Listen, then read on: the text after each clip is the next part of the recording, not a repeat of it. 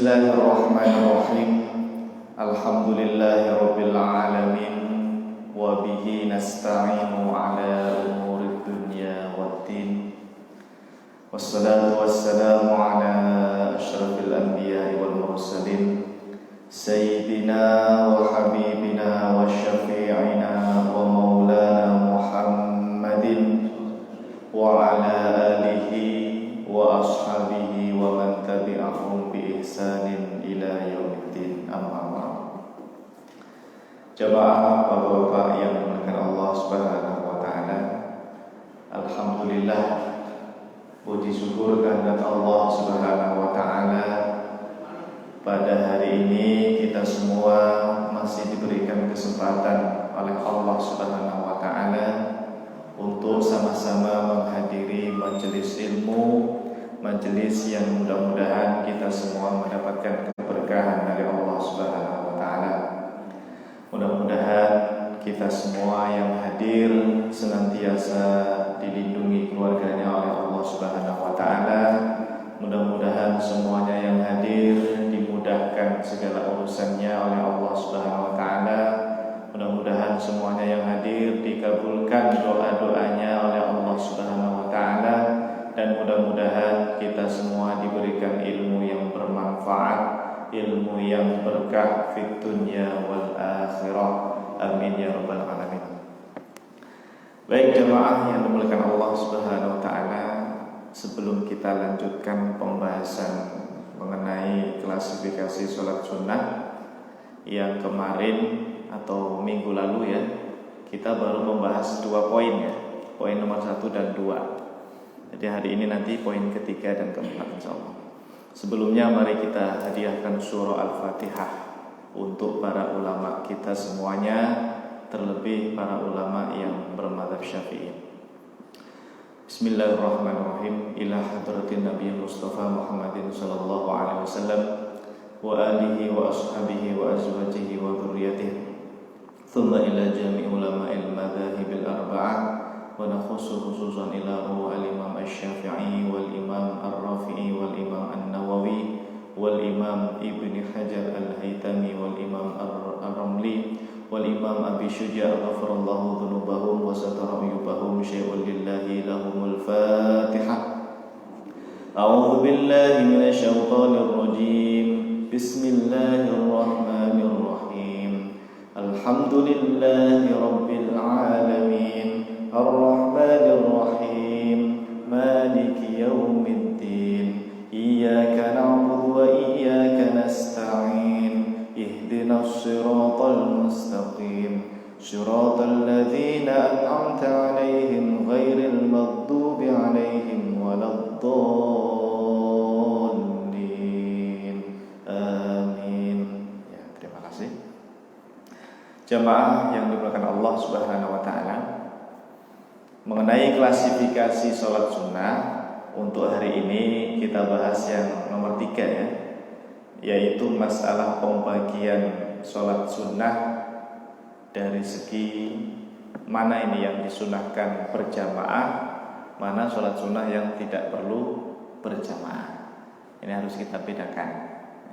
Begitu juga nanti yang nomor 4, mana ini sholat sunnah yang kalau kelewatan bisa diqodho ya, umpama waktunya sudah habis, boleh nggak ini mana yang diqodho, mana sholat sunnah yang tidak bisa sama sekali untuk diqodho ya, jadi kita bedakan nanti ya. Nanti kalau masih ada waktu kita tambahkan pembahasan sholat sunnah yang dilarang di 5 waktu itu ya, kita bahas lagi nanti insyaallah. Baik, yang nomor 3 dulu ya, pembagian sholat sunnah dari segi berjamaah atau tidaknya. Yang pertama, ini jamaah yang saya ambil dari kitab Tuhfatul Muhtaj ya. Jadi ini rujukannya nanti kalau ada yang bertanya, ada di kitab Tuhfatul Muhtaj, ada juga di kitabnya Syekh Nawawi. Nama kitabnya Nihayatuz Zain ya. Nah ini, ternyata di dalam kitab-kitab fikih madzhab Syafi'i, di antaranya kitab Nihayatuz Zain halaman 101 sampai 108. Ini kitabnya siapa? Syekh Nawawi Al-Bantani ya. dari Banten ya, Syekh Nawawi Al-Bantani. Kata beliau, sholat sunnah yang dianjurkan berjamaah itu hanya ada 6 saja Pak. Hanya berapa? Ada 6. Ini tolong dihafalkan, karena nanti pembahasan selanjutnya itu ada kaitannya dengan 6 sholat ini. Jadi harus hafal ini. Yang pertama, sholat Idul Adha. Hukum asalnya disunnahkan untuk berjamaah ya. Tapi kalau seandainya begini Pak, ada orang datang sholat Id ya, entah itu Idul Adha atau Idul Fitri, telat mungkin, sudah selesai, sudah bubar. Apa yang dilakukan orang yang telat itu Pak? Pulang langsung makan lontong sayur, apa sholat dulu? Boleh nggak sholat Id itu sendirian? Nah, kan disunahkan. Kalau disunahkan itu berarti tidak wajib Pak. Artinya, kalaupun Anda tidak dapat sholat Idul Fitri, Idul Adha secara berjamaah, maka Anda boleh melakukannya secara munfarid sendirian, baik di masjid maupun di rumah Pak. Boleh ya, bahkan tanpa khutbah Idul Fitri juga tidak apa-apa ya. Kalau di rumah misalnya sendirian, ya udah sholat sendirian saja. Atau misalnya kalau dari kemarin ya, dalam masalah kemarin itu yang katanya ada yang sholat idnya nggak mau di masjid, tidak mau di lapangan misalnya, ya sudah di rumah masing-masing bisa berjamaah dengan suami istrinya atau anak-anaknya, itu boleh ya. Tanpa khutbah juga tidak masalah ya, berjamaah atau tanpa berjamaah juga boleh, tanpa khutbah juga boleh, karena hukumnya apa? Sunnah. Tapi hukum asalnya tetap afdalnya berjamaah. Kemudian selanjutnya apalagi selain Idul Adha dan Idul Fitri? Sholat kusuf. Sholat kusuf itu sholat gerhana matahari. Itu disunnahkan untuk berjamaah. Ini hukum asalnya berjamaah ya, sholat kusuf dan juga khusuf. Kalau khusuf itu gerhana bulan ya. Kusuf dan khusuf. Yang nomor 3 pakai kaf, kasafa, kusuf. Kalau yang 4 itu pakai kho ya, khusuf. Itu untuk membedakan antara gerhana matahari dan bulan. Tata cara sholatnya sama saja. Nah, yang seperti ini kata Syekh Nawawi Al-Bantani itu hukum asalnya berjamaah afdalnya. Namun sekali lagi, seandainya telat ya, atau tidak ada yang sholat berjamaah misalnya ya, maka boleh dilakukan sendirian Pak. Boleh, tidak apa-apa. Kemudian nomor 5, sholat istisqa. Apa ini? Sholat minta hujan. Sholat yang penyebabnya itu gara-gara kemarau panjang gitu. Namanya sholat al-istisqa. Hukum asalnya disunnahkan berjamaah ya. Tapi kalau tidak bisa berjamaah juga boleh, sama seperti sholat yang lainnya, boleh sendirian. Kemudian yang ke-6, ini sholat tarawih. Sholat tarawih itu hukum asalnya adalah disunnahkan untuk berjamaah. Makanya kalau Ramadan masjid-masjid atau musola-musola ramai orang berjamaah untuk sholat tarawih. Yang mana dulu jamaah Nabi SAW dalam sebuah hadis itu diketahui oleh para sahabat, sholat berjamaah tarawihnya hanya berapa malam itu? Sampai hanya 3 malam saja ya. Malam pertama Nabi sholat tarawih di Masjid Nabawi, jamaah ngikutin, itu berjamaah. Malam kedua masih berjamaah sholat tarawihnya. Malam ketiga masih berjamaah di masjid sholat tarawihnya. Terus malam keempat Rasulullah tidak keluar ke masjid Pak. Tidak berjamaah sholat tarawih. Nah itu secara hukum kata para ulama menunjukkan bahwa tarawih itu pertama hukumnya sunnah kalau berjamaah ya. Dilakukan sendirian pun boleh. Namun yang lebih utama adalah berjamaah. Dan setelah itu Pak, itu nggak ada riwayat menyebutkan Nabi di Ramadan selanjutnya itu tarawihnya berjamaah atau tidak, itu kita tidak ada riwayatnya. Barulah nanti di masa Khalifah siapa? Umar ya, Khalifah Umar bin Khattab radhiyallahu an, itu tarawih dikumpulkan lagi di masjid secara berjamaah. Jadi masa Rasulullah, Abu Bakar, terus Umar, itu di masa Umar itu baru nanti dikumpulkan lagi salat berjamaah, salat tarawih. Imamnya waktu itu siapa? Ubay bin Ka'ab radhiyallahu anhu. Ubay bin Ka'ab radhiyallahu anhu. Itu sejarah tentang salat tarawih ya. Yang awalnya Nabi hanya 3 hari saja berjamaah ya. Walaupun barangkali berjamaah, tapi kita nggak menemukan riwayatnya begitu ya. Disebutkan hanya 3 malam saja. Sampai masa Abu Bakar, Umar itu baru muncul lagi bareng-bareng sholatnya di masjidnya berjamaah. Dan ini kitab Nihayatuz Zain yang menyebutkan 6 sholat sunnah yang disunahkan berjamaah. Dihafalin Mbak? Coba 1 apa? Idul Adha, 2 Idul Fitri, 3 sholat khusuf, 4 sholat khusuf, 5 sholat istisqa, 6 sholat tarawih. Sudah hafal ya? Beneran? Nah, hafalannya kuat insya Allah ya. Oke. Nah selain 6 ini Pak, selain 6 sholat sunnah ini, yang lain-lain ya, ini saya menyebutnya hanya 9 saja. Pokoknya selain 6 tadilah gitu. Makanya saya suruh hafalin yang 6 tadi ya, supaya berarti sisanya adalah sholat sunnah yang tidak perlu berjamaah alias sendirian saja. Misalnya sholat tahajud Pak. Sholat tahajud itu aslinya Pak, hukum asalnya itu tidak perlu berjamaah aslinya. Tapi kita melihat praktek di masyarakat, kalau tahajud biasanya ada yang berjamaah, bahkan dibuat undangan. Jamaah jangan lupa nanti malam kita qiyamul lail, sholat tahajud berjamaah. Boleh nggak? Boleh ya, hukumnya boleh. Cuma afdolnya justru tahajud itu adalah sendirian karena hukum asal. Sama kayak tadi Pak, yang nomor 6 atas itu hukum asalnya kan berjamaah afdolnya. Tapi kalau sendirian boleh.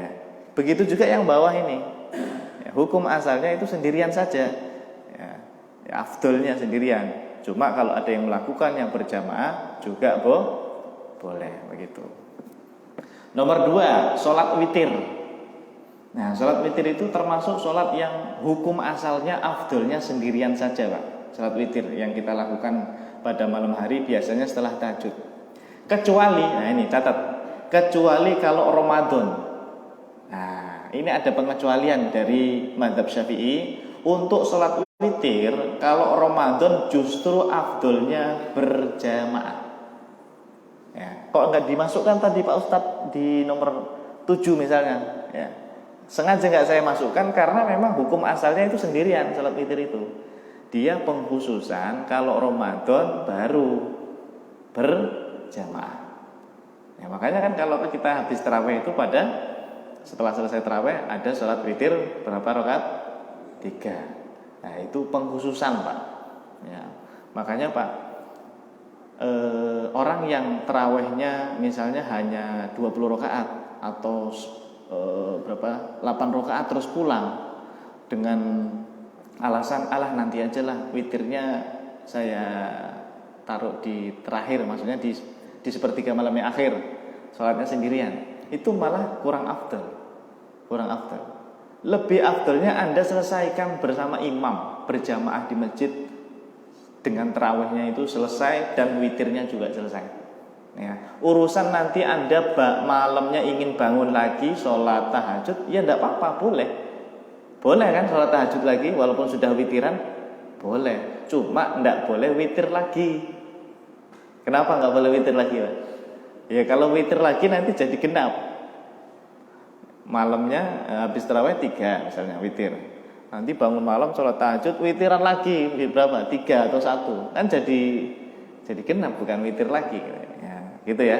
Makanya tidak ada 2 kali witir dalam satu malam itu di situ. Tapi kalau sholat sunnah setelah witir masih boleh silakan. Oke. Jadi apa tadi intinya? Sholat witir itu hukum asalnya sendirian ya, kecuali kalau di bulan Ramadan Pak, pengecualiannya. Wah, ini nanti bisa jadi pertanyaan ya, kuis tebak teka-teki fikih ya. Salat apa yang hukum asalnya dianjurkan sendirian, tapi kalau Ramadan berjamaah afdalnya? Maka jawabannya salat witir ya. Nah, kemudian apalagi? Salat rawatib ya, salat qobliyah ba'diyah. Pernah nemu Pak orang qobliyah ba'diyah berjamaah ada enggak? Jarang ya. Tapi kalau salat duha masih ada mungkin ya.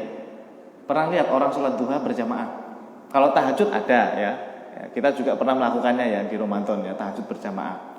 Kalau salat duha biasanya di sekolahan anak-anak itu ya, di SDIT, Pak SMPIT itu pernah kita lihat guru-gurunya menganjurkan anaknya, ayo salat duha bareng-bareng berjamaah gitu.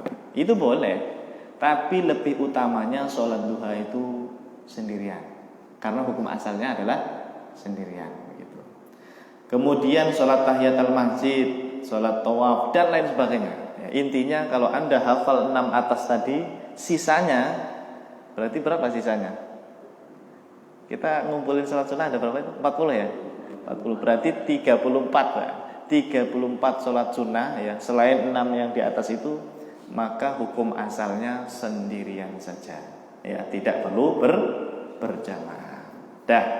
Ini tolong dihafalkan yang berjamaah 6 ini tadi ya. Idul Adha, Idul Fitri, Kusuf, Khusuf, Istisqa dan Tarawih. Sudah? Nah, atau dicatat enggak apa-apa. Oke, sekarang yang bagian nomor 4, mengenai pembagian sholat sunnah dari segi mana yang bisa diqodho, mana yang tidak bisa diqodho. Ya, ini berarti orang yang rajin sholat sunnah Pak ya. Dia merasa rugi kalau sampai, aduh nggak sholat sunnah ini gimana ya? Bisa nggak ya diqodho? Nah, ini biasanya seperti itu. Tapi kalau orang yang nggak pernah sholat sunnah atau yang tidak terbiasa, kelewatan sholat sunnah ya udah, nggak ada dalam hati itu nggak ada, aduh, wah itu makomnya beda. Tapi Pak, kalau Anda dalam hati nih Pak ya, tiba-tiba nggak melakukan sholat sunnah kok punya rasa, aduh rugi ya, berarti hebat. Kalau punya rasa seperti itu hebat sekali. Ya, maka kita lihat dulu ini, mana yang bisa diqodho ini. Yang pertama sholat yang bisa diqodho dulu. Nah, kita baca dulu kitabnya ya. Nama kitabnya Nihayatul Zain, kitab Syekh Nawawi Al-Bantani, halaman 108. Qala al-muallifu rahimahullah, wa idza fata an-naflu al-muaqqatu. Wa idza fata, jika terlewatkan. Fata itu terlewatkan. Fata yafutu faut ya, fawat atau faut. Jika terlewatkan. Apa? An-naflu al-muaqqatu. Salat sunnah. Nafil itu salat sunnah. Al-muaqqatu yang terikat karena waktu. Jadi nanti Anda harus tahu, bahkan sudah kita pelajari kemarin ya, salat sunnah yang terikat karena waktu itu apa saja. Nah ini kalau kelewatan, kata Syekh Nawawi, nudiba qodouhu. Nudiba itu disunahkan apa? Qodouhu, mengkodoknya. Ya. Wa amma dzus sabab, adapun salat sunnah yang karena sebab, fala yuqdha idza fata. Ya. Harusnya ini ya-nya hilang menjadi alif bengkong ya. Aslinya kan yaqdi. Yaqdi itu mengqadha, tapi kalau yuqdha diqadha ya. Aslinya ini hilang ya-nya itu. Jadi alif bengkong saja harusnya. Fala yuqdha idza fata, maka tidak perlu diqadha jika kelewatan. Artinya begini, kita lihat mana yang termasuk sholat sunnah yang muaqqat tadi. Muaqqat itu apa tadi? Yang terikat dengan waktu. Contoh, Idul Adha itu terikat dengan waktu enggak? Hanya boleh dilaksanakan di waktu tanggal 10 Dzulhijjah. Begitu juga Idul Fitri hanya boleh di tanggal 1 Syawal. Rawatib itu juga ada waktu khusus. Qobliyah zuhur ya sebelum zuhur, ba'diyah zuhur ya setelah zuhur, terikat dengan waktu sholat zuhur dan seterusnya. Duha juga begitu, terikat karena waktu Pak, muaqqat.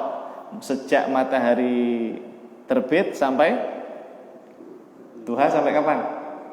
Sampai matahari tergelincir waktu zuhur ya. Awabin Ini awabin bagi yang memaknai sholat nama lain sholat duha, atau awabin yang ba'da maghrib ya. Nah, itu juga waktu khusus namanya. Termasuk tahajud, tarawih, witir itu juga punya waktu khusus. Maka kalau kita kelewatan Pak, ya, tidak mengerjakan 6 sholat ini, atau berapa itu, 7 atau 8 ya, maka disunahkan untuk diqadha. Misalnya pas Idul Fitri, Idul Adha, ya, bukan datang ya. Kalau datang telat tadi bisa sholat sendirian di rumah ya, masih ada waktu kan. Kan waktunya sampai kapan sholat Id itu? Sampai sebelum zuhur kan ya. Umpama nih Pak, ada orang habis subuh tidur dulu, mungkin dia ya tidur dulu lah, nantilah bangun jam 5:30 atau jam 6 mandi. Tidur kebablasan sampai zuhur, ndak ada yang bangunin karena jomblo sendirian misalnya di kos-kosan misalnya. Waduh, gimana tadi udah niat mau bangun jam 7 atau jam setengah 7 kebablasan tidurnya sampai zuhur. Kan waktunya habis, ya toh? Habis. Ya rugi dong. Bisa enggak ya sholat Id itu diqadha? Maka jawabannya bisa, Pak. Anda mengqadhanya misalnya jam 1 siang, jam 2, jam 3, terserah. Mengqadha itu bebas waktunya. Ya, dianjurkan untuk diqadha kalau kelewatan Idul Fitri atau Idul Adha. Begitu juga rawatib. Rawatib ini Pak yang keseringannya. Dulu kan saya sampaikan, kita ini yang bermadzhab Syafi'i minimal sehari semalam. Ini minimal Pak ya. Yang hukumnya sunnah muakkadah itu ada berapa? Ayo, masih ingat enggak salat rawatib? Kalau total semuanya kan 22 rakaat. Ini minimal. Kalau bisa jangan tinggalkan berapa rakaat? Ayo, madzhab Syafi'i. Salah. 12 itu madzhab Hanafi. Iya. Madzhab Syafi'i, Hambali, Maliki itu justru 10, Pak. Berapa? 10, bukan 12. Kalau 12 itu madzhab Hanafi. Coba 10 itu apa saja? Ini madzhab Syafi'i ya. Termasuk Hambali, Maliki sama ini. 3 madzhab, Maliki, Syafi'i, Hambali. Madzhab kita Syafi'i juga 10 bilangnya. 2 rakaat sebelum zuhur. Kita awali dari zuhur dulu ya. 2 rakaat sebelum zuhur, 2 rakaat setelah atau sesudah zuhur. Sudah? 2 rakaat. Salah, bukan sebelum asar. Salah. Setelah maghrib. Nah, kalau sebelum asar sama sebelum maghrib itu ghairu muakkadah levelnya. Levelnya ghairu muakkadah. Boleh, tapi levelnya enggak tinggi lah gitu. Ini kita bicara yang muakkadah, yang 10 saja. Kita ulangi. 2 sebelum zuhur, 2 setelah zuhur, 2 setelah maghrib, 2 lagi setelah isya, baru 2 lagi sebelum subuh. Nah, berapa total? 10. Itu yang muakkadah dalam madzhab kita Pak, madzhab Syafi'i. Kalau tadi yang 12 itu madzhab Hanafi, ketambahan apa 12 itu? Dari 10 tadi. Sebelum zuhurnya mereka 4. Nah, itu madzhab Hanafi. Gitu ya. Ya apa? Beda, ini kan beda pendapat di antara para ulama mengenai mana yang muakkadah begitu. Kalau madzhab Syafi'i yang muakkadah hanya 10. Oke, Pak Ustadz, alhamdulillah setiap hari saya nggak pernah rakaat tadi itu. 2 sebelum zuhur, 2 setelah zuhur, 2 setelah maghrib, 2 setelah isya, 2 sebelum subuh. Alhamdulillah saya lakukan terus. Tapi Pak Ustadz, pernah saya suatu hari karena keperluan atau uzur dan sebagainya tidak bisa mengerjakan qobliyah subuh. Nah, datang ke masjid telat Pak misalnya. Padahal udah rajin setiap hari itu pasti qobliyah subuh yang 2 rakaat itu selalu dijaga. Ya, karena pahalanya besar kan? Khairum minad dunya wa ma fiha. Lebih baik dari dunia dan seisinya 2 rakaat sebelum subuh itu Pak, qobliyah subuh itu. Tapi qadarullah suatu hari mungkin kesiangan bangunnya. Karena tadi malam capek habis perang misalnya. Misal ya, kesiangan. Datang ke masjid sudah qomat, sudah sholat fardu, gitu, sholat safar subuh. Kan yang telat tadi tidak boleh sholat sunnah, dia harus ikut gabung sholat fardu subuh. Terus gimana yang qobliyah subuhnya? Rugi dong. Gimana caranya Pak? Sholat rawatib boleh nggak dikodok? Nah, disitulah pentingnya belajar. Berarti bagi yang kelewatan sholat qobliyah subuh, boleh dikodok sholat qobliyah subuhnya. Kapan? Bebas. Kalau bisa setelah subuh, boleh. Lu katanya kalau setelah subuh tidak boleh sholat sunnah, Pak Ustadz. Tidak ada sholat sunnah setelah sholat subuh dan setelah sholat asar. Nah, nanti kita bahas. Ternyata yang dilarang itu bukan sholat qodok qobliyah ya. Nanti di pembahasan terakhir ada ya, kita sebutkan sholat-sholat sunnah yang dilarang setelah subuh, setelah asar, pas matahari terbit, matahari terbenam, waktu istiwa, itu ada nanti sholat khusus. Tapi kalau qodok boleh Pak. Bahkan qodok sholat 5 waktu, umpama pernah nggak sholat duhur dulu misalnya, Anda mengkodoknya habis subuh boleh. Boleh. Ya, hukumnya boleh karena qodok gitu. Nah, kembali lagi, bagi yang tadi kelewatan sholat qobliyah subuh, maka boleh dikodok setelah sholat subuh. Tapi ini ada tapinya. Kalau bisa mengerjakannya jangan di masjid, ya enggak? Karena nanti jadi fitnah. Iya, kan tidak semua orang tahu. Ya. Ini sholat apa ini habis subuh kok dia sholat sunnah? Ya, wah, aliran sesat ini. Padahal dia tadi niatnya adalah kodok kan begitu, kan jadi fitnah. Makanya kalau kodok mending di rumah saja. Ya, mending di rumah saja biar nggak tahu orang-orang yang lainnya begitu. Tapi kalau semuanya udah tahu ya, jamaah Masjid Baitur Rahim kalau sudah ngaji ya, semuanya sudah tahu. Kalau ada temennya habis subuh kok dia sholat 2 rakaat lagi, maka Anda harus husnudzon. Oh, mungkin dia mengkodok qobliyah subuh begitu. Nah, ini ilmu baru barangkali Pak bagi kita ya.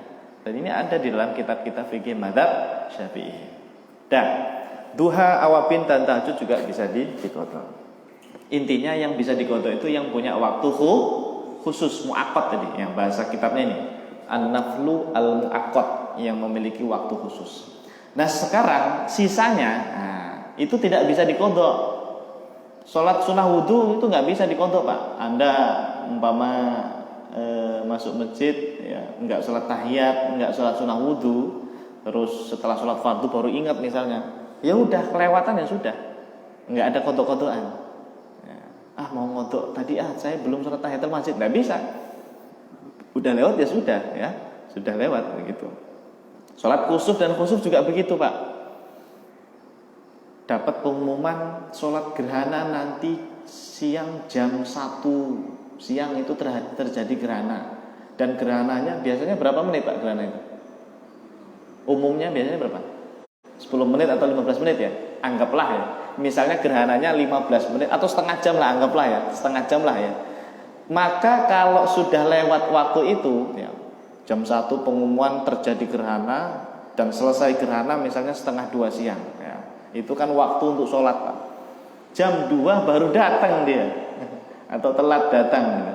Maka yang seperti ini kan habis waktunya. Sholat kusuf itu hanya dilakukan kalau terjadi gerhana. Kalau gerhananya sudah selesai tidak bisa ya. Nah terus gimana ini? Bisa nggak dikodok? Nggak bisa. Yang sudah lewat ya sudah ya. Sholat kusuf tidak bisa dikodok ya.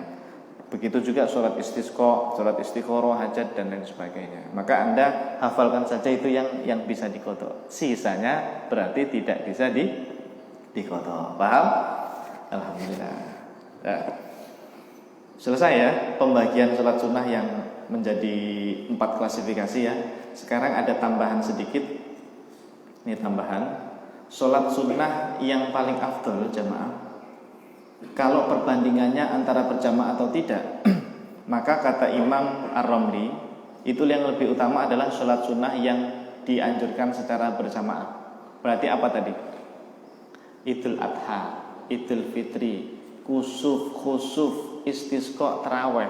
Itu 6 sholat yang paling besar pahalanya, paling utama dibandingkan sholat sunnah yang tidak berjamaah tadi. Ini kalau dibanding-bandingkan ya, itu satu. Yang kedua, mana yang paling afdol? Kalau yang sholat berjamaah saja yang kita ambil. Tadi ada berapa? Ada 6 ya. Idul Adha, Idul Fitri, kusuf, khusuf, istisqa, taraweh. Dari 6 itu mana Pak yang paling afdol? Ini kita yang 6 saja, yang lain tidak kita bandingkan. Ternyata urutannya seperti yang kita hafal tadi Pak. Idul Adha itu Pak, kata Madzhab Syafi'i lebih utama daripada mengerjakan sholat Idul Fitri. Ini urutan afdol ini dari nomor 1 sampai 6 itu. Terus urutan nomor kedua baru Idul Fitri. Urutan ketiga kusuf, 4 kusuf, 5 istisqa, 6 terawih. Ini dari segi afdoliyah. Keutamaan yang paling besar itu nomor 1 adalah sholat Idul Adha. Nah, bisa nanti dibaca dalam kitab Nihayatul Muhtaj karya Imam Ar-Ramli. Terus kalau dari segi yang disunahkan tidak berjamaah saja, nah, ini kita kumpulkan yang tidak berjamaah tadi. Witir paling atas Pak, witir.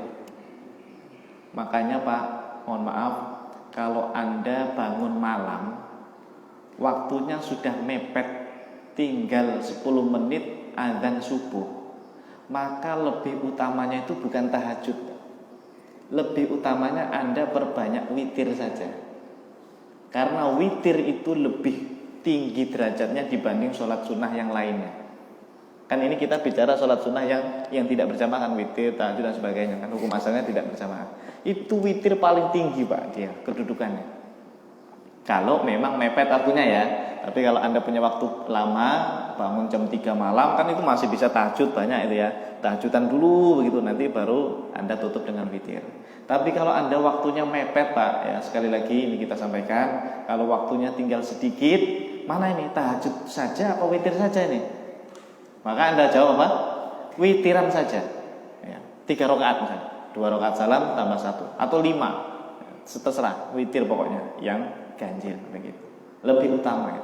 Urutan kedua qobliyah subuh, baru urutan ketiga sholat rawatib yang lainnya, qobliyah zuhur, ba'diyah zuhur, qobliyah asar dan seterusnya ya. Qobliyah subuh itu paling top ya.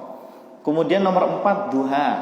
Nah, makanya ini witir sama duha sama rawatib itu jangan ditinggalkan Pak ya, kalau bisa ya. Kita jadikan rutinitas kita ya. Siap? Insyaallah. Insyaallah jamaah Masjid Baitur Rahim semuanya rajin sholat sunnah insyaallah. Karena sudah belajar ilmunya kan ya. Rugi kalau nggak diamalkan. Ya minimal tahajud, witir, qobliyah, ba'diyah itu dilakukan, sholat duha itu jadi rutinitas kita ya. Kalau nggak sholat rugi gitu ya. Kalau nggak sholat merasa aduh gimana gitu, itu top ya. Sholat tahiyatul masjid itu nomor 5, nomor 6 sholat tawaf ihram, sholat sunnah wudu, baru sholat mutlak dan sholat yang lainnya. Nah ini tambahan saja. Masih ada waktu ya. Ini yang kemarin sebetulnya sudah kita bahas. Ya, ini kita bahas lagi supaya Anda paham. Jamaah yang bukan Allah Subhanahu wa taala, Anda sering dengar tidak boleh sholat ketika matahari terbit. Ya toh? Pernah dengar kan ya? Tidak boleh sholat ketika waktu istiwa. Apa itu istiwa? Siang hari sebelum zuhur, pokoknya pas matahari tepat di atas kepala, itu istiwa. Tidak boleh sholat kalau pas terbenam matahari. Tidak boleh sholat kalau setelah subuh. Tidak boleh sholat kalau setelah asar. Pertanyaannya apa? Yang dilarang, yang tidak boleh sholat di 5 waktu itu sholat apa? Nah, masih ingat? Ini dulu sudah kita sampaikan. Ini tambahan saja, murojaah. Ayo, siapa yang masih ingat? Mana yang tidak boleh sholat sunnah di 5 waktu itu Pak? Kalau tadi kodok qobliyah subuh kan boleh ya, habis subuh ya. Ya, ini kodok di sini. Berarti ini yang mutaqaddim itu boleh semua itu Pak. Di waktu 5 ini boleh ya. Kira-kira yang dilarang mana Pak? Kita baca dulu aja ya kitabnya ya, biar nggak asal-asalan ya. Imam atau Syekh Nawawi Al-Bantani di dalam kitab Nihayatuz Zain halaman 116 beliau mengatakan, wa mata kana an-naflu mutlaqon au dza sababin mutaakhirin yukrahu karohata tahrimin. Masya Allah ya, sholat sunnah mutlak ya, atau sholat sunnah yang punya sebab mutaakhir ya. Pokoknya sholat sunnah mutlak sama yang mutaakhir. Mana ini? Ini ya, fi khamsati awqat, di 5 waktu tadi. Bahkan Pak, layan akid, walayan akid. Apa walayan akid? Tidak sah seandainya ada yang sholat mutlak di waktu 5 ini. Makanya ini saya silang nih Pak. Mutlak saya silang, mutaakhir saya silang. Artinya apa? Anda tidak boleh sholat mutlak, tidak boleh sholat istikharah, tidak boleh sholat hajat, taubat, ihram, safar, qatal di 5 waktu ini. Paham? Ya, tidak boleh. Tapi selain ini, boleh nggak di 5 waktu ini? Boleh. Contoh, sholat mana ya? Apa gampangnya? Rawatib misalnya tadi. Karena kodok misalnya, itu boleh. Atau sholat tahiyatul masjid. Anda datang ke masjid habis subuh atau habis sholat subuh atau ba'da asar misalnya, itu bisa ya. Sholat tahiyatul masjid, sholat sunnah wudu dan sebagainya. Di 5 waktu itu diperbolehkan. Jadi intinya kalau ada yang bilang tidak boleh sholat habis subuh, tidak boleh sholat habis asar, tidak boleh waktu terbenam dan seterusnya, itu maksudnya sholat mutlak dan sholat yang mutaakhirin, yang contohnya adalah istikharah, hajat dan taubat. Paham ya? Alhamdulillah. Ini murojaah saja kita ya, supaya nanti tahu. Kalau ada yang bertanya begini, Pak Ustadz, saya ini pernah tidak sholat waktu muda ya, waktu muda pernah tidak sholat. Katanya 4 mazhab mewajibkan mengkodok sholat yang kelewatan, ya toh? Ya, berapa tahun Pak? Wah, puluhan tahun Pak Ustadz. Misalnya ya, 10 tahun saya nggak sholat 5 waktu. Ya sudah, berusaha untuk dikodok karena ikut fatwa 4 mazhab. Mengkodoknya boleh nggak ya Pak Ustadz? Saya itu punya waktu senggang itu habis subuh ya, habis asar. Boleh nggak ya saya mengkodoknya di waktu terlarang habis subuh habis asar itu? Boleh nggak Pak? Boleh, karena kodok ini nih kodok ini. Mutaqaddim itu tidak termasuk. Yang kita silang pokoknya yang mutlak sama yang mutaakhir. Kalau selain 2 ini boleh. Ya, kodok itu boleh di waktu terlarang 5 tadi Pak. Mau di pas matahari terbit, matahari terbenam, waktu istiwa, atau habis subuh habis asar boleh. Gitu. Nah, yang seperti ini kan harus diketahui, harus dihafal, supaya Anda kalau ditanya orang bisa jawab tuh begitu. Ya, ketika ada pertanyaan, boleh nggak ini sholat di waktu terlarang? Tergantung sholatnya. Wallahu a'lam bishawab. Alhamdulillah untuk sholat sunnah semuanya alhamdulillah saya anggap selesai. Ya, pembahasan sholat sunnah pokoknya selesai Pak. Ya, tentang detailnya, tentang keutamaan, tentang klasifikasi dan seterusnya semuanya sudah selesai. Nanti minggu depan kita balik lagi ke pembahasan kitab Takrib Matan Abu Syuja, insya Allah. Pembahasan apa ya? Nah, mungkin tentang apa ya? Pembahasan sholat sudah ya. Mungkin pembahasan tentang ini, sholat berjamaah, insya Allah nanti kita cek. Baik, silakan barangkali ada yang ingin bertanya, tanya jawab. Ya, ini pas waktu syuruk ya. Ya, udah masuk waktu syuruk ya, silakan. Ya, waalaikumsalam. Ya, silakan Pak. Sholat fajar qobliyah.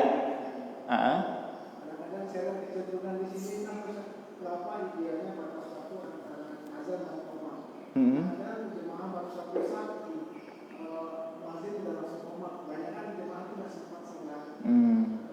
Iya. Jadi berapa ideal waktu itu baru dari azan dan qomat. Kadang-kadang saya lihat kalau masjid sudah selesai, kadang jemaahnya masih ada di belakang gitu.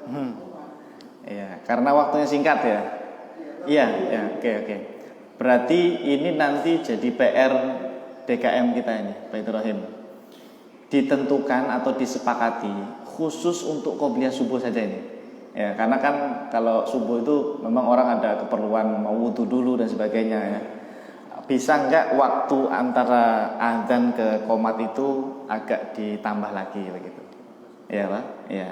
Supaya nanti yang baru jalan di rumah atau baru wudu di tempat wudu itu bisa ngejar waktu sholat qobliyah subuhnya, begitu. Karena kasihan ya Pak ya, kasihan ya yang tadi. Atau begini, ya kita juga tidak bisa menyalahkan DKM masjidnya atau muadzinnya. Andanya yang datangnya agak awalan, ya datangnya sebelum adzan misalnya begitu. Ya makanya nanti didiskusikan saja dengan DKM. Gimana ini pengkhususan untuk waktu qobliyah subuh itu ditambah atau gimana? Itu bagus itu. Ya, ide bagus. Cuma yang makmumnya juga harus pengertian. ya jangan lama-lama datangnya. Karena kita kan ada pengajian juga ya. Kalau nanti lama-lama apalagi yang datangnya sengaja telat dan seterusnya, itu juga harus pengertian. Artinya kita harus sama-sama pengertian ya. Begitu aja. Ya lebih utamanya tambahin dikit dan Anda juga datangnya agak awal. Kalau bisa Anda yang buka masjid ya, sebelum orang datang Anda sudah datang duluan gitu ya. Itu lebih utama ya. Wallahu a'lam ya. Tapi seandainya telat pun tadi ada opsi apa tadi? Kodok Pak. Iya, masih dapat pahala insya Allah. Iya, Anda kodok saja. Dan kodoknya nggak harus sekarang. Nggak harus sekarang. Mungkin karena kita kajian seperti ini ya, Anda bisa mengkodoknya nanti di rumah bisa. Ya, niat sholat sunnah qobliyah subuh kodokan lillahi ta'ala. Boleh itu, boleh. Ya, kita kan sudah tahu itu. Kadang-kadang kesulitan dari imam dan kalau cepat, imamnya belum datang, udah Imamnya belum datang. Sudah komat. Oh gitu ya. Ya nanti didiskusikan lah dengan TKM ya. Ya. Baik, ada lagi? Cukup? Kalau itu nggak boleh sering-sering saja. Kenapa? Kalau rawatib itu nggak boleh sering-sering. Tidak boleh sering-sering ya. Masalah mengkodok itu sebetulnya adalah opsi bagi yang betul-betul dia uzur ya. Dia uzur. Tapi kalau Anda sengaja, nah itu yang kata para ulama makruh hukumnya, tidak boleh ya. Sengaja dikodok, alah nanti aja lah sholatnya kita kodok saja, tidak boleh itu. Ini khusus ini ya, sholat sunnah ya. Kalau sholat fardu sengaja mengkodok itu dosa. Kalau sholat fardu Pak sengaja mengkodok itu dosa Pak. Misalnya contohnya, sholat maghrib kan waktunya singkat sekali. Anda sibuk di rumah kerja dan sebagainya. Alah gampang lah bisa dikodok maghrib nanti malam. Itu dosa itu, nggak boleh. Ya walaupun tetap wajib mengkodok kan ya, tapi nggak bisa seperti itu, nggak boleh ya. Ini kita bicara sholat sunnah ya, kita bicara sholat sunnah begitu. Jadi intinya sholat sunnah yang bisa dikodok itu bagi yang betul-betul uzur ya, bukan dijadikan kebiasaan sehari-hari mengkodok enggak ya. Wallahu a'lam. Ya cukup. Ada lagi ya, Ustaz Abdullah silakan.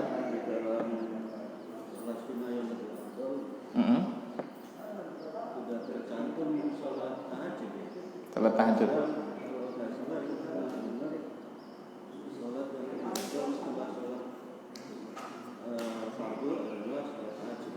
Ya, betul. Tadi ya kita sebutkan tadi. Nah, tahajud itu kan karena dia tidak berjamaah, ya tidak berjamaah ya. Afdalnya tadi ya. Kenapa kok nggak disebutkan di sini gitu ya? Ini dari segi yang tidak disunahkan itu malah witir itu nomor 1 sampai nomor 9 pun tidak disebutkan tahajud ya. Ya toh? Berarti ini bagus ini pertanyaan Ustaz Abdullah. Sholat tahajud itu Pak, dia berarti masuknya di nomor 9 itu. Karena sholat tahajud itu adalah sholat mutlak pada malam hari. Yang kalau madzhab kita, madzhab Syafi'i, tahajud itu bebas Pak jumlah rakaatnya. Enggak harus 8, enggak harus 12. Bebas itu. Sampai ribuan pun kalau Anda kuat tahajudan, monggo sampai boyoan silakan. Ya, itu madzhab kita, madzhab Syafi'i. Berarti tahajud itu masuknya level nomor 9 dia. Ya. Memang ada hadis sholat malam itu lebih afdal. Itu sebetulnya adalah sholat witir. Ya, sholat tahajud cuma sebagian darinya. Jadi ini yang membedakan adalah niat sebetulnya. Ya, sholat malam itu kan bagus semua. Sholat tahajud bagus, sholat witir bagus. Cuma ini dari segi niat itu kata para ulama utamanya itu witir gitu. Utamanya witir ya. Innallaha witrun yuhibbu al-witro. Hadisnya kan banyak gitu. Jadi enggak bertentangan dengan hadis-hadis yang menyebutkan sholat malam itu paling utama, paling afdal. Itu mutlak. Menyebutkan secara mutlak. Ya witir termasuk, ya tahajud termasuk. Nah, tinggal kita bandingkan antara witir sama tahajud itu mana yang lebih utama? Ternyata witir, Pak. Witir itu paling utama gitu. Paham ya? Alhamdulillah. Ada lagi? Oh ya, satu lagi, Pak. Salat duha.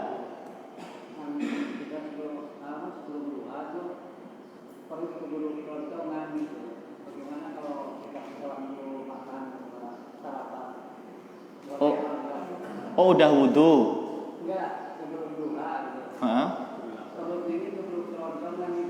Makan dulu. Terus baru sholat duha. Boleh apa enggak? Pertanyaan gitu. Oh gitu. Boleh Pak, boleh. Kenapa? Karena kan waktu duha panjang. Waktu duha panjang. Jadi enggak ada syaratnya sholat duha itu harus tidak makan dulu, enggak. Ya. Boleh Anda makan dulu boleh, enggak makan dulu boleh. Ngajak saya makan dulu juga boleh.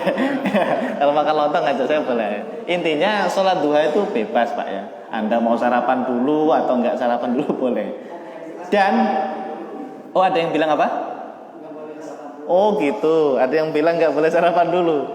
Ya itu pemahamannya seperti itu mungkin hanya katanya saja. Sebetulnya boleh. Ya, Anda mau sarapan dulu atau enggak, Anda mandi dulu atau enggak, boleh. Ya, tidak apa-apa Pak, tidak apa-apa. Mungkin itu sholat ini Pak, Idul Adha kali. Ya, kalau Idul Adha baru afdolnya jangan makan dulu. Berarti mungkin Anda keliru nyebutin, bukan duha tapi adha, Idul Adha. Agak mirip ya. Ya, Idul Adha Pak. Ya. Kalau Idul Adha memang ada kesunahan jangan makan dulu kalau bisa. Ya. Tapi kalau duha boleh. Ya, kalau duha boleh. Ya. Ya, salat duha boleh mau makan dulu atau enggak. Bahkan kan kita pernah sebutkan duha itu lebih utama agak siangan ya. Semakin siang semakin afdal ya. Cukup, alhamdulillah. Oh, satu lagi terakhir. Waalaikumsalam. Ya.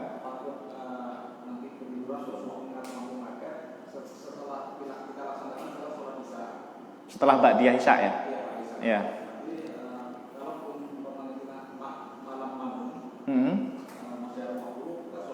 Tahajud. Oh iya. Mengenai sholat witir itu memang mazhab Syafi'i bahkan mayoritas ulama boleh di awal waktu, boleh di akhir waktu. Di awal waktu maksudnya habis Ba'da Isya itu. Ba'da Isya mungkin Anda khawatir nanti malam kalau nggak bangun kan rugi, ya toh? Kalau nggak bangun rugi. Akhirnya Anda sholat witirnya di awal waktu, itu boleh. Bahkan itu yang dilakukan Abu Bakar ya. Ya, Sayyidina Abu Bakar As-Siddiq radhiyallahu anhu. Beliau melakukannya di awal waktu. Tapi ada sahabat lain, Umar. Nah, beliau bilang, saya pasti bisa bangun malam. Nah, beliau sholat witirnya diakhirkan, begitu. Dari dua sahabat ini Nabi membolehkan, nggak apa-apa, bagus kamu. Kamu yang di awal waktu silakan, yang di akhir waktu silakan. Intinya jangan sampai meninggalkan sholat witir, begitu. Ya, kalau dari segi waktu lebih utamanya diakhirkan, tentu saja ya. Tapi kalau dari segi boleh atau tidaknya, boleh. Anda boleh di awal waktu, maksudnya habis Isya, atau di akhir waktu sepertiga malam akhir, gitu. Intinya boleh. Ya. Tapi kalau sudah witiran di awal, jangan witiran lagi ya. Misalnya Anda sudah witiran habis Isya Pak, habis Ba'diyah Isya, terus sholat witir 3. Nanti malam kebangun misalnya, Anda tahajud saja, niatnya sholat tahajud saja, tidak usah witir lagi, karena tidak boleh ada 2 kali witir dalam satu malam. La witroni fi lailatin, hadis Bukhari itu. Ya. Wallahu a'lam bishawab. Baik, terima kasih. Cukup ya. Insyaallah nanti Sabtu depan kita lanjut kembali. Mudah-mudahan bermanfaat dan berkah untuk kita semuanya. Amin ya rabbal alamin. Bismillahirrahmanirrahim. Alhamdulillahirabbil alamin. Allahumma shalli wa sallim ala sayyidina Muhammad wa ala ali sayyidina Muhammad. Allahumma anfa'na bima 'allamtana wa 'allimna ma yanfa'una wa zidna ilman nafi'an bi rahmatika ya arhamar rahimin.